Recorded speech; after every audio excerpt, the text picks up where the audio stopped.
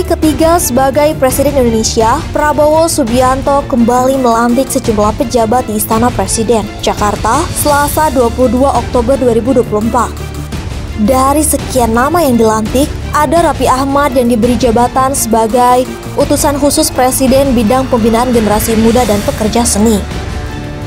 Pemain sinetron dan pembawa acara yang disebut-sebut sebagai Sultan Andada itu akhirnya masuk ke jajaran pemerintahan Prabowo bersama ratusan orang lainnya yang telah dilantik sebelumnya, mulai menteri hingga wakil menteri. Dr. H.C. Raffi Farid Ahmad sebagai Utusan Khusus Presiden Bidang Pembinaan Generasi Muda dan Pekerja Seni. Dalam daftar pejabat yang dibacakan Nanik Purwanti, Deputi Bidang Administrasi Aparatur Kemensetnek, nama suami Nagita Slavina itu pun diabsen lengkap dengan gelarnya, yakni Dr. H.C. Raffi Farid Ahmad.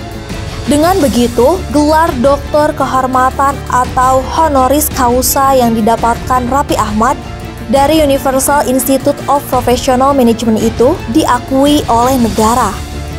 Pasalnya, surat pengangkatan Raffi Ahmad dan pejabat lainnya itu ditandatangani oleh Prabowo Subianto selaku Presiden Republik Indonesia. Di lain sisi, Direktorat Jenderal Pendidikan Tinggi Kemendikbudristek telah menyatakan kalau Universal Institute of Professional Management yang memberikan gelar Doktor Kehormatan kepada Raffi Ahmad tidak memiliki izin operasional di Indonesia. Berdasarkan Undang-Undang Nomor 12 Tahun 2012 tentang Pendidikan Tinggi, perguruan tinggi swasta dan perguruan tinggi lembaga negara lain wajib memperoleh izin dari pemerintah untuk menyelenggarakan pendidikan tinggi di Indonesia. Selain itu, perguruan tinggi asing yang ingin menyelenggarakan pendidikan tinggi di Indonesia juga harus memenuhi persyaratan yang ada dalam Kemendikbudristek 23/2023.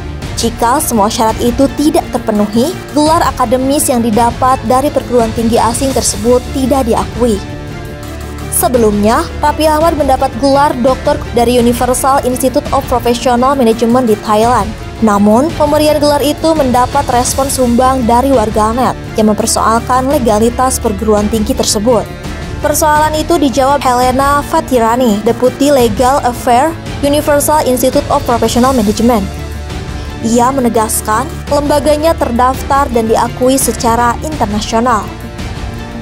Selain Raffi Ahmad, Prabowo Subianto juga memasukkan nama lain dalam jajaran Utusan Khusus Presiden.